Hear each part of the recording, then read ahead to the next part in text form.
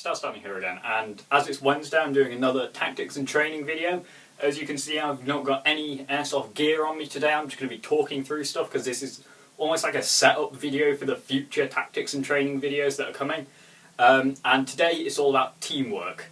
Now, unfortunately, because of my timings with when I'm in and out of school and college at the minute, and when my mates are, I couldn't actually get anyone else to record with me for this bit, which I'm hopefully going to be getting some people to record in some of the future videos where I go over stuff to do with teamwork.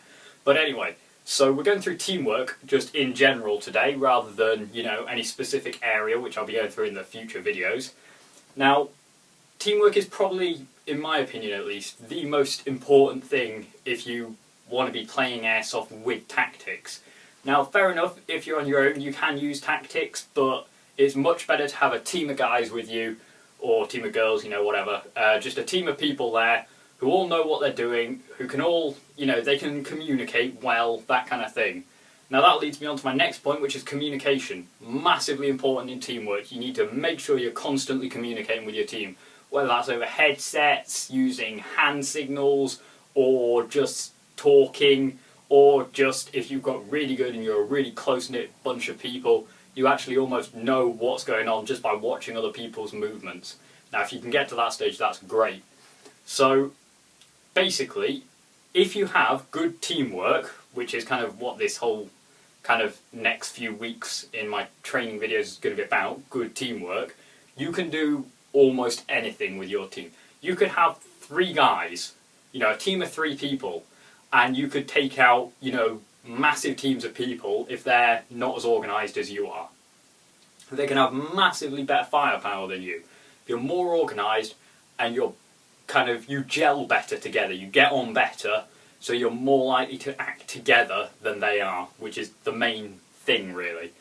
So what you really want to be doing is, if you're building up an airsoft team, or you've just got a group of mates that you're always going down to airsoft with, you want to get used to working together. So, I don't know, say you're just running objective games, like capture this spot or something like that. Work together. You can get, like, you know, almost, if you've got enough people, you could split into smaller teams or something like that. You just want to be able to communicate, and you want to know who you're covering and who you're working with, then who's covering you as well. That's always a good thing. So say, we'll just say for now you're working in pairs, you want to be covering your partner wants to be covering you, but you don't want to be just static, kind of sitting there looking if you're assaulting a position. So you need to be aware of what's going on around you, but you also need to know where your partner is. Your partner may be moving forwards, they're not strictly covering you from behind, but they can see what's coming up in front of them, and they can communicate that to you. So say they're looking around a corner and you're moving up to that corner, they can tell you whether it's safe for you to be moving up. So it's really good communication. If you want to be quiet, either use actual, you know, it sounds a bit stupid saying use hand signals, but it does work. You know, there are real hand signals. There's like all the NATO ones, the standardised ones, or you can just use your own. You know, you can get your message across to people. I've done it plenty of times where I've got a message across to someone I've never met before, I've never spoken to before at Airsoft, just through basic signals, you know, like come here or stop moving. It's really obvious stuff, but some people just forget it. And teamwork is essential. If you want to have a coordinated team, you need to be able to communicate. So basically, you really want to get your communication down. You want to be clear with what you're saying. You want to be descriptive. You want to call out any targets you see. So even if your gun, like I find a lot with my gun, it's a very short one, my G&G. The inner barrel of that's very short. It's a CQB length M4. So I find a lot of the time, at range, the accuracy isn't quite as good, which is why I'm hoping to kind of upgrade to a slightly better ranged gun. But that's a completely different topic. At range, sometimes my accuracy isn't that great. So I'll get one of my mates who's got a more long-range weapon, or just someone I don't know. There's plenty of snipers down where I go. So it could be like, I could call over one of the snipers and go, right, you see the guy up here, and communicate clearly, call out the targets. I've done that before. I remember, one thing I'll always remember is I was walking down this little pathway, quite stupidly, right out in the middle of nowhere, walking down.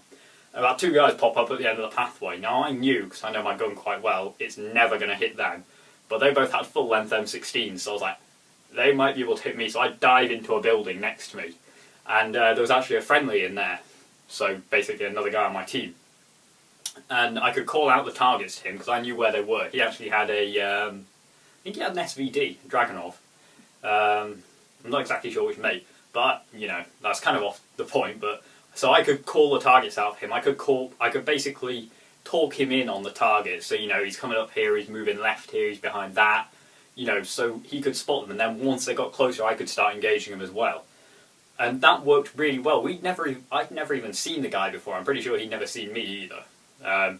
Especially with us all wearing masks and stuff. Even if you've seen the guy at the kind of safe area, you probably won't recognise him out on the field. But that communication probably saved both of us there. So it's really great, even with people you don't know, as long as you're clear with your communication and stuff like that, you will be successful. It's as simple as that.